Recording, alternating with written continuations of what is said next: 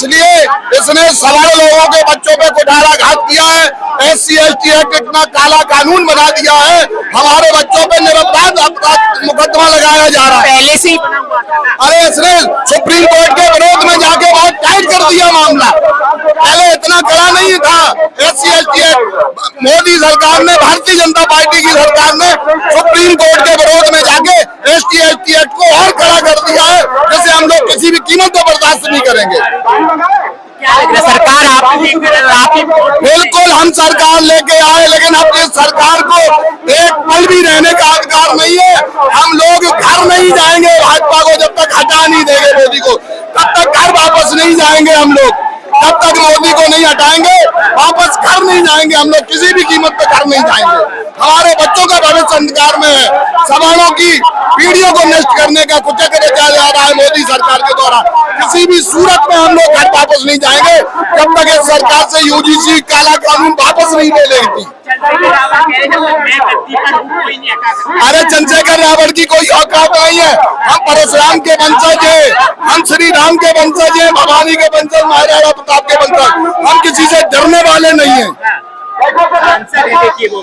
अरे सांसद हैं तो क्या वो अपना काम करेंगे?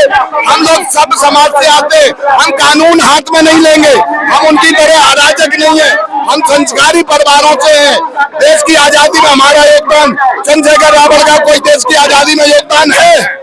कब के हुए बैठे थे ये लोग? जब हमारे पुर के आजादी की लड़ाई लड़ रहे थे तब कहाँ थे चंद्रशेखर रावण जैसे लोग? इतनी सालों बाद आप छेड़ रहे हैं। अभी तक हम व्यवहारिक तौर से बैठे हुए थे। मैंने सोचा कि बीजेपी आएगी तो वो हमारे लिए कुछ सोचेगी, लेकिन उसने और ज्यादा हमारे सर पे लाद दिया। ये कमिश्नर साहब हमें जंतर मंतर से हटा के रामलीला मैदान भेज रहे हैं। लेकिन जब हम रामलीला मैदान पे गए थे उस दिन क्या हुआ था? हम पे लाठी चलाई गई, हमें जेल में बंद किया गया। क्यों? आज क्यों रामलीला मैदान भेजा जा रहा है? क्यों भाई साहब? मैं प्रशासन से पूछना चाहता हूँ और अमित शाह जी से पूछना चाहता हूँ।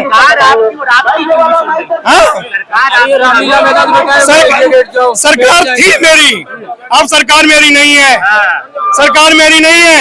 सरकार जिसकी है वो आप सबको पता है, ठीक है।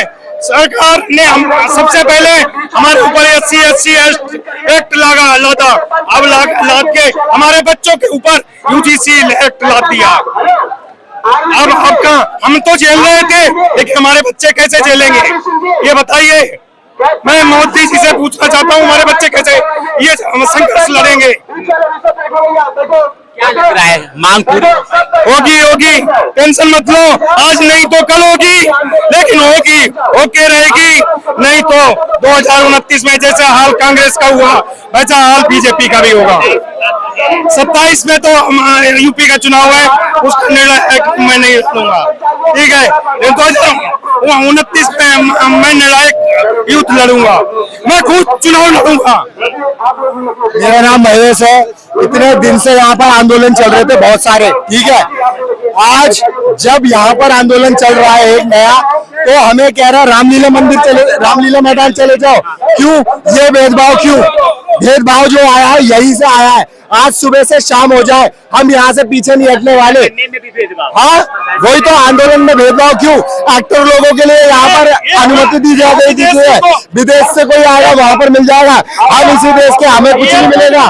क्यों?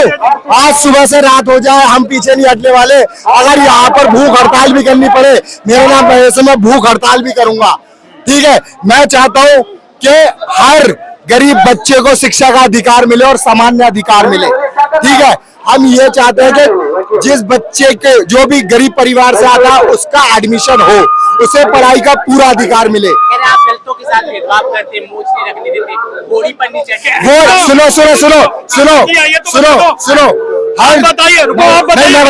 मैं बता रहा हूँ, सुनो। इस देश का हर नागरिक हमारा भाई बहन है, ठीक है।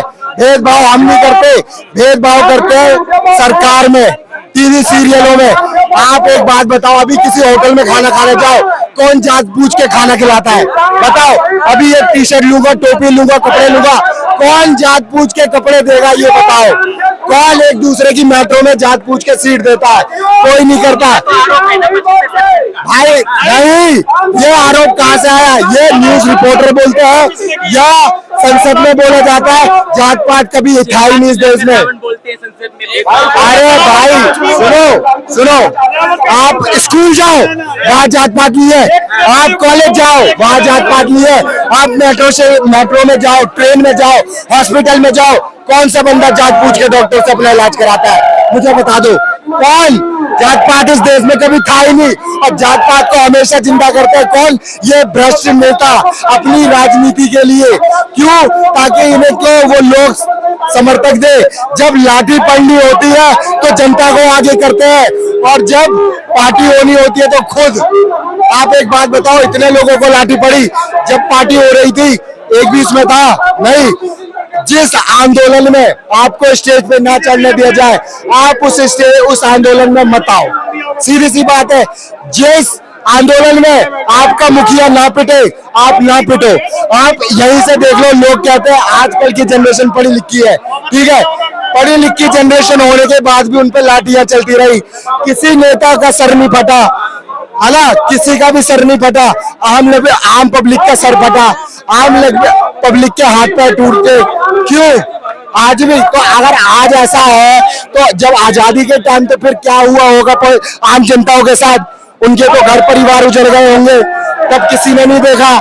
हाँ, तो जनता भी ये समझे। हटा दिया जाए आरक्षण या फिर? मैं चाहता हूँ हर गरीब बच्चे को आरक्षण मिले, जिसका हर समाज को, जिसका जो आरक्षण है वो उसका है, लेकिन हर किसी को मिले। हमें भी आरक्षण मिले, हम भी उसके पूरे अधिकार है, क्योंकि हम भी इस देश में नागरिक है, हमने भी इस देश के लिए पसीना खून पसीना बहाया है, और हम भी टैक्स भरते हैं। जब सरकार हमसे टैक्स लेती है, हर चीज हम संभालना है, तो हमें भी आरक्षण दिया जाना चाहिए। हमारे, अब देखो अच्छी बात हुई न्यूज वाले ने हटा लिया, यही तो हमारे देश की विडंबना है कि उन्हें सिर्फ जातिवाद का नारा चाहिए, उन्हें सिर्फ सरकार विरोधी चाहिए, उन्हें सिर्फ वो सारी बातें चाहिए ताकि टीआरपी बढ़े, और ये लड़ाई झगड़ा खून खराबा जात पात धर्म नीति ये सब बढ़ती रहे। जय श्री राम। आरक्षण हटाने की मांग कर रहे हैं। देखिए, सबसे पहले आप हमें ये बताइए, ये कहते हैं कि ब्राह्मणों ने, स्वर्ण जाति ने समाज को बांट दिया था और हमें पानी नहीं पीने दिया। हम पूछना चाहते हैं, जब एक ब्राह्मण के मंदिर में सारी जातियां जाती हैं तो वहाँ ये नहीं पूछा जाता कि आप ब्राह्मण हो, क्षत्रिय हो, ठाकुर हो, कौन जाति हो।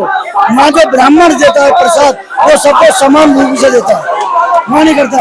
ये अनुरोध किया है, ये जो विरोध किया है ये स्वर्ण समाज ने किया है, ये जो विरोध किया है ये एससी वर्ग ने किया है।